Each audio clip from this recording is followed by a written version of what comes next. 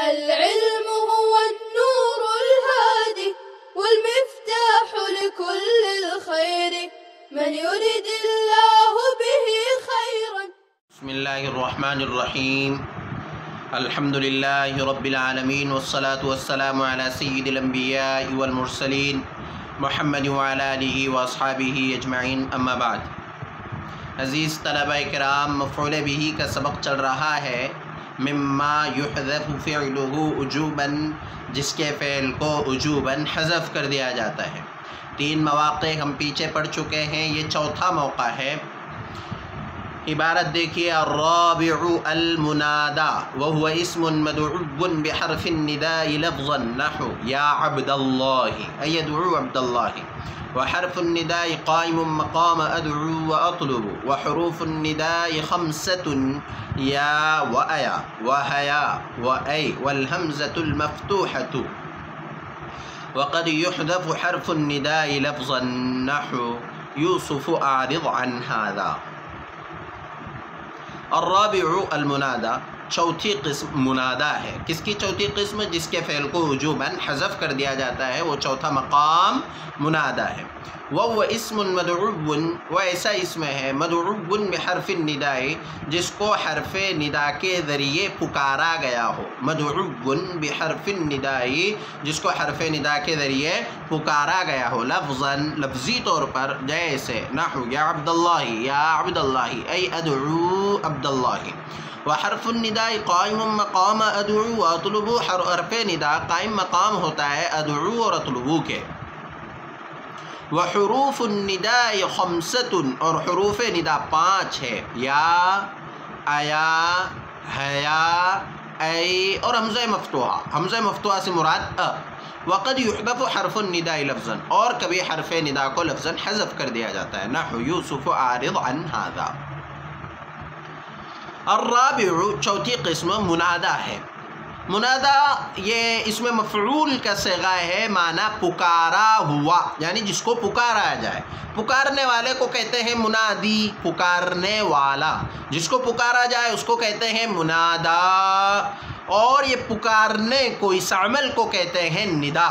اور جن حروف کے ذریعے پکارا جاتا ہے ان حروف کو کہا جاتا ہے حروف ندا. تو ندا اور منادہ کسے کہتے ہیں؟ تو منادہ کسے کہتے ہیں؟ کہہ رہے وہ ہوا اسم، منادہ وہ اسم ہوتا ہے مدعو، جس کو پکارا جائے بحرف النداء لفظاً، حرف ندا کے ذریعے لفظاً، لفظی طور پر جس کو پکارا جائے. تو لفظاً پکارا جائے، جیسے یا عبد اللہ اے عبداللہ. اب یہ یا حرف ندا قائم مقام ہوتا ہے ادعو اور اطلبو کے. تو منادہ وہ اسم ہے جس کو حرف ندا کے ذریعے پکارا جائے. حرف ندا کے ذریعے پکارے جانے کا مطلب ایسے حروف کے ذریعے جو ادعو اور اطلبو کے قائم مقام ہو. تو ادعو اور اطلبو کے قائم مقام ہو، جیسے یا عبداللہ. تو اگر ہم کو کسی کو آواز دینا ہے تو ہم ہوئے منادی، آواز دینے والا، پکارنے والا. جس کو پکارا جا رہا ہے وہ ہوا منادہ. اور جن حروف کے ذریعے پکارا جا رہا ہے وہ حروف ندا. لیکن وہ حروف وہ ہونا چاہیے جو ادعو اور اطلبو فعل کے قائم مقام ہو. اسی لیے آپ پہلے یہ سمجھ لیجئے کہ منادہ جو ہوتا ہے وہ بھی مفعول به ہوتا ہے. اسی لیے تو کہا گیا مما یحذف فعل وجوباً، کہ مفعول به جس کے فعل کو وجوباً حذف کر دیا گیا ہو. اس میں سے تحذیر ہے اور ما اضمر عامله علی شریطۃ التفسیر ہے. اور یہ منادہ یہ بھی اصل مفعول به ہوتا ہے. جب مفعول به ہے تو مفعول به کے لیے فعل کی ضرورت ہے. تو یہاں حرف ندا ہوتا ہے جو ادعو اور اطلبو فعل کے قائم مقام ہوتا ہے. تو یہ ادعو اور اطلبو فعل کے قائم مقام. تو یا عبداللہ کی اصل ہو جائے گی ادعو عبداللہ، میں عبداللہ کو پکارتا ہوں. تو ادعو فعل با فاعل اور عبداللہ اس کا مفعول به ہوگا. یہاں ایک لفظ آیا ہے کہ وہ اس میں ہے جس کو حرف ندا کے ذریعے پکارا جائے لفظاً، یعنی وہ حرف ندا چاہے لفظاً ہو یا تقدیراً ہو. لفظاً کی مثال جیسے یا عبداللہ اے عبداللہ، اور تقدیراً کی مثال جیسے یوسف اعرض عن هذا. تو یہ بھی منادہ ہے، یہاں سے حرف ندا یا مقدر ہے، اصل ہے یا یوسف اعرض عن هذا. تو لفظاً کی مثال یا عبداللہ، اور تقدیراً کی مثال یا حرف ندا تقدیراً کی مثال یا یوسف اعرض عن هذا. اب اس کو ہم آگے سمجھیں کہ یوسف عارض عن ھذا پر مزید بحث ہے. پہلے ادھر سمجھ لیتے ہیں کہ منادا وہ اس میں ہے جس کو حرف ندا کے ذریعے پکارا گیا لفظاً جیسے یا عبداللہ یدعو عبداللہ و حرف النداء قائم مقام ادعو و اطلب، اور حرف ندا یدعو اور اطلب فعل کے قائم مقام ہوتے ہیں. یہ ہم نے پہلے بھی پڑھا تھا مسند اور مسند الیہ کی بحث میں، لیکن اس کو یہاں ندا اور منادا کا بہت اہم سبق ہے، اس لیے اس کو یہاں بھی سمجھ لیجئے کہ یہ حرف ندا ادعو اور اطلب فعل کے قائم مقام ہوتے ہیں. اب ادعو اور اطلب فعل کے قائم مقام ہوتے ہیں تو فعل کو حذف کر دیا جاتا ہے، اس لیے کہ جب اس کا نائب آ گیا تو منو بنو یعنی جس کی وجہ سے اس کا نائب لایا گیا ہے فعل، تو اس کو حذف کرنا ضروری ہوگا، ورنہ نائب بھی رہے اور جس کی وجہ سے نائب کو لایا گیا ہے اصل بھی رہے، ایسا تو نہیں ہو سکتا ہے. تو یا عبداللہ میں اصل تھا ادعو عبداللہ، تو ادعو فعل کی جگہ یا کو لایا گیا تو ادعو کو حذف کرنا ہوگا، اس لیے کہ یا نائب ہے، اور جب نائب آئے گا تو اصل جائے گا، اصل آئے گا تو نائب جائے گا. تو یا عبداللہ سے ادعو فعل کو وجوباً حذف کر دیا گیا ہے. تو حرف النداء قائم مقام ادعو و اطلب، اور حرف ندا یدعو اور اطلب فعل کے قائم مقام ہیں. اب جب ادعو اور اطلب فعل کے قائم مقام ہیں تو جیسے وہ عمل کرتا ہے مفعول بھی منصوب ہوتا ہے، تو یہاں پر بھی جو منادا ہوگا وہ منصوب ہوگا، لیکن اس کا اعراب دو طرح ہوگا. یہ آپ یاد رکھیں، اعراب کی بحث مستقل آگے آ رہی ہے، لیکن یہاں پر آپ تھوڑا سا سمجھ لیجئے کہ مفعول بھی ہے تو مفعول بھی منصوب ہوتا ہے، تو لفظاً منصوب ہوگا جیسے مثال میں موجود ہے یا عبداللہ، تو عبداللہ منصوب ہے. یا محلاً منصوب ہوگا جیسے یا یوسف، تو یا حرف ندا قائم مقام ادعو فعل کے اور یوسف مفعول بھی، لیکن یوسف منادا یہاں تو ہمیں اس پر رفع نظر آ رہا ہے، تو کیا کہیں گے؟ تو محلاً منصوب ہے، یعنی منصوب کی جگہ واقع ہیں، تو مفعول بھی ہے تو منصوب ہوگا محلاً.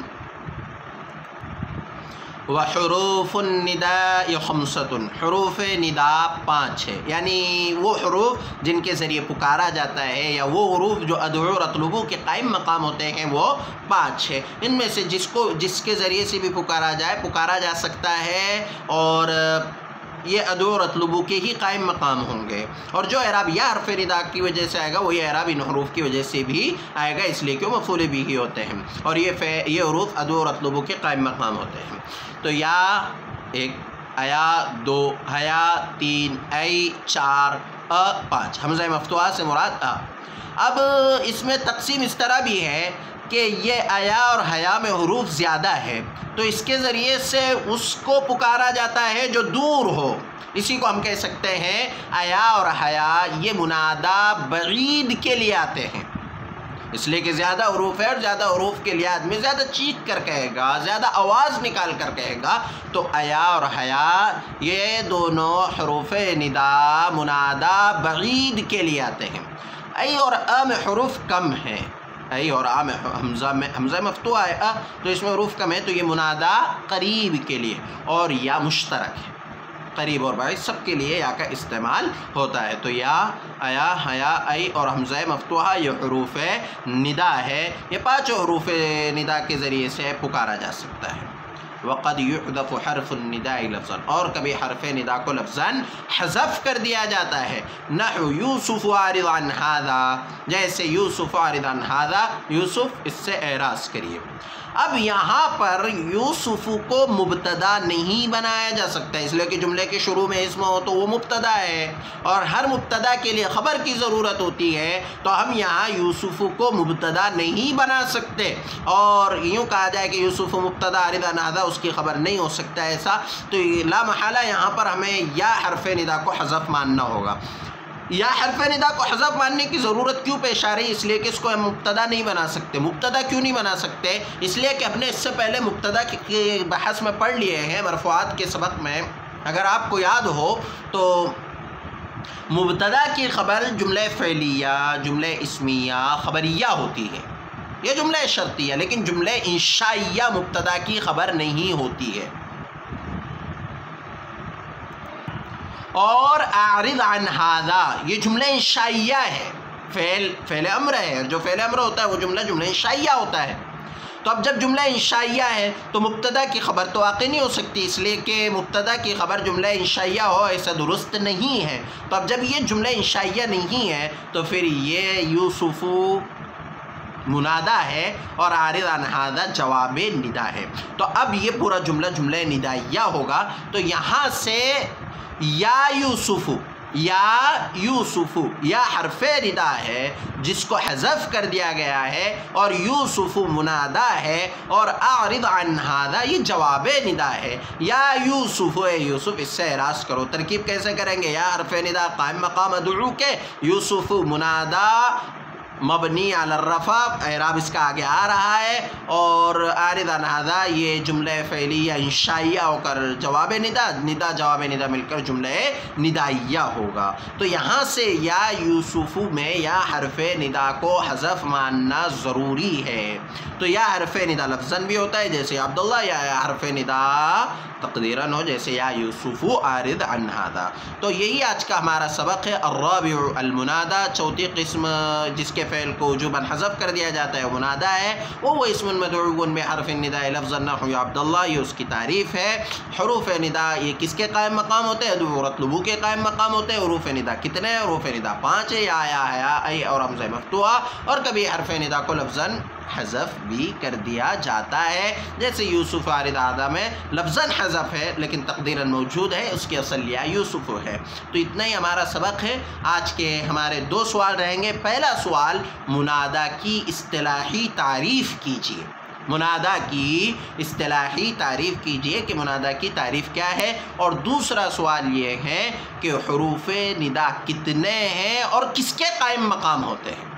حروف ندا کتنے ہیں، کیا کیا ہے، اور یہ حروف کس کے قائم مقام ہوتے ہیں۔ السلام علیکم ورحمۃ اللہ وبرکاتہ۔ السلام عليكم. لا تنسوا الاعجاب بالفيديو والاشتراك في القناة تشجيعا لنا لنستمر بنشر المزيد إن شاء الله.